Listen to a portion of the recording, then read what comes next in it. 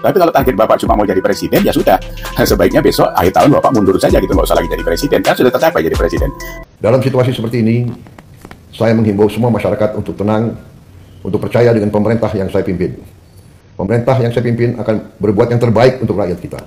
Semua keluhan-keluhan masyarakat akan kami catat dan akan kami tidak lanjuti. Saya juga menghimbau kepada seluruh bangsa Indonesia untuk selalu waspada. Kemarin juga Pak Prabowo sampai hari ini juga masih ada video-video yang mengatakan itu ditunggangi asing, awas karena ada asing dan sebagainya. Saya pikir nggak usah lebar ke sana Pak Prabowo, karena ini apa, pemantiknya itu adalah kebijakan pemerintah yang tidak bijak itu yang membuat rakyat ini kepanasan sehari-hari, tambah itu tambah ini ya. Ini saya ada beberapa catatan ya.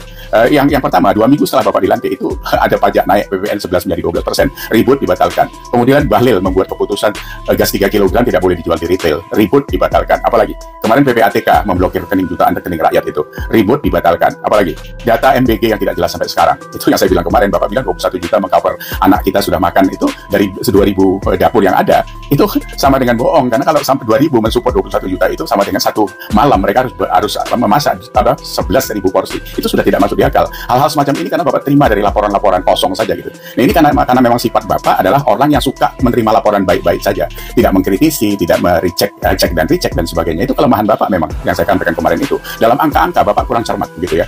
Memang karena ini soal kapasitas Pak ya. Kalau buat Bapak dulu memang jadi komandan di Kopassus itu membawahi 3.000 orang paling gitu kan. Tapi sekarang Bapak presiden Pak, membawahi rakyat 245 juta. Jadi beda cara penanganannya. Jadi bukan cuma menjadi presiden, Bapak harus menjadi pemimpin. Beda. Value-nya beda Pak. Presiden itu jabatan, pemimpin itu adalah sebuah sosok, seorang sosok yang betul-betul bisa mengademkan atau memberi arahan yang efektif dan efisien kepada masyarakat gitu. Kalau cuma pencapaian menjadi presiden, Bapak sudah mencapai itu gitu.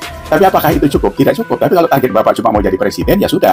Sebaiknya besok akhir tahun Bapak mundur saja gitu, nggak usah lagi jadi presiden. Kan sudah tercapai jadi presiden. Tapi Bapak tidak bisa jadi pemimpin gitu kan masalahnya. Nah, berikutnya apa lagi? Laporan penurunan kemiskinan, pengangguran, semuanya bullshit ya kan. Tim Koperasi Merah Putih bubar juga nggak jelas itu. Terus apa? Koalisi Merah Putih katanya bekerja luar biasa. Apa yang luar biasa? Oh, yang luar biasa itu cuma mulutnya saja kan. Ya kan? Nusron bilang tanah mau disita, dibilang itu bukan tanah mbahmu. Apalagi Saifullah Yusuf mengatakan anak yang sakit perut karena belum terbiasa makan enak. Itu loh, keracunan sudah hampir tiap hari. Kemarin di NTT, di Belitung, di mana-mana. Yang kayak gitu kan kalian harus aware ya kan.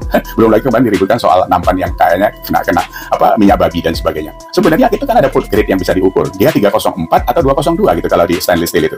Harusnya dari dulu kita tahu kita punya kemampuan membuat itu dalam negeri. Tiba-tiba diimpor dari Cina. Ini kan soal proyek yang duitnya triliunan itu kan. Jadi Bapak kecolongan terus ya.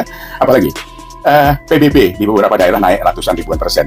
Anggaran hotel pejabat itu diekspos semua menjadi 9,3 juta per malam. Katanya efisiensi. Bu Sri Mulyani ini sebagai seorang Menkyu itu menjadi kayak lepas kendali sekarang ya. Jadi anggaran mobil dinas yang kemarin itu untuk eselon 1 dari 800 juta menjadi 900 juta. Jadi semuanya itu dibaca oleh rakyat karena sekarang ini bukan zaman Orde Baru yang semua pintu komunikasi bisa ditutup. Sekarang ini Pak, ini zaman medsos terbuka ya. Ya, jadi Pak Prabowo ya, memang dalam kancah perpolitikan Bapak kembali ke Indonesia itu dengan kekuatan uang membuat partai. Bapak membeli orang-orang yang loyal kepada Bapak karena Bapak punya duit. Itu sama kan seperti Fadly John dan sebagainya sekarang itu. Semuanya menjilat. Fadly John itu loh bisa mau merubah tulisan sejarah yang katanya 98 tidak ada perkosaan. Terus mau masukkan lagi opanya Pak Prabowo menjadi patriot untuk operasi. Jadi Bapak Operasi Indonesia. Mau menggeser namanya Hatta itu kan luar biasa jolimnya.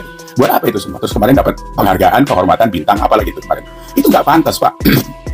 Dari kemarin itu mohon maaf, begitu anak-anak kita demo untuk meluruskan apa-apa yang tidak beres di DPR, tiba-tiba Bapak buat pesta bagi-bagi hadiah kehormatan itu, bintang kehormatan itu ternyata bukan 34, 141 ya kan, ada 15 nama yang tidak layak. Itu Bapak memberikan itu atas nama bangsa dan negara. Kami Pak tidak ikhlas memberikan itu. Kalau Bapak membawa nama bangsa dan negara, kami tidak ikhlas.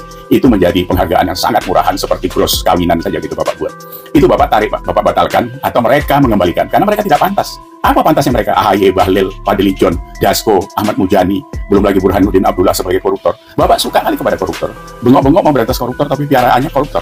Sama dengan Danantara waktu dibentuk awal. Bapak manggil Thaksin Wiranata kan dari Thailand. Itu kan Perdana Menteri yang korup, dikejar-kejar nggak pulang-pulang. Kenapa Bapak seperti itu?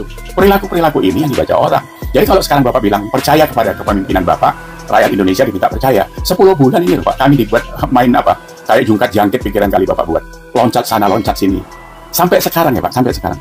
Bapak itu menggolkan satu keinginan rakyat yang ditunggu-tunggu selama 10 tahun. Undang-undang perampasan aset koruptor. Dengar ini Pak, undang-undang perampasan aset koruptor. Bapak nggak bisa menggolkan itu. Buat perpu kalau perlu. Kalau perlu semua undang-undang dibatalkan, buat perpu saja kalau kita butuh. Kan Bapak punya hak untuk itu. Ya kan? Kenapa itu nggak Bapak bisa buat? Karena mungkin Bapak memang terikat di dalamnya itu. Repotnya apa? Kalau Bapak dari mulai awal memanggil Taksin memelihara Burhanuddin Abdullah, saya tidak berharap Bapak sejenis mereka. Gitu. Artinya sejenis itu ya Bapak punya DNA koruptor juga gitu kan. Ini mohon maaf saya Pak Prabowo, Bapak sebagai presiden yang kami dukung. Tapi kami tidak mau kecolongan dengan perilaku Bapak yang berubah atau itu aslinya gitu kan. Karena apa? Kalau ini sampai dibiarkan membawa resiko besar untuk bangsa ini. Bapak ini sekarang masuk masa transisi, transformasi untuk persiapan anak muda menggantikan Bapak di 2029. Indonesia ini butuh kelangsungan Pak yang dipimpin anak muda. Bapak kan sudah tua, nanti 78, nggak mungkin lagi sudahlah.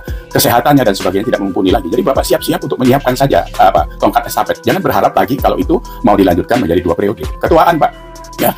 Nah, anggaran DPR ini kawan-kawan yang harus kita selesaikan. Kenapa? Anggaran 9,1 triliun itu, kalau kita compare dengan apa yang pernah disampaikan Krisdayanti, yang waktu itu Pak Mahfud bilang, ya memang pendapatan DPR itu 2 miliar 1 bulan. Kalau sekarang saya lihat itu kebutuhannya itu kira-kira apa? Anggaran itu mengcover 1,3 miliar. Kita bandingkan dengan polisi yang 20 juta setahun per kepala, ASN 20 juta setahun per kepala, TNI 27 juta per tahun per kepala. Apa per bulan maksudnya? Sementara DPR itu 43 kalinya. Apa yang mereka buat sama kita? Mulutnya kotor seperti itu. Ini pemantiknya kan mereka juga.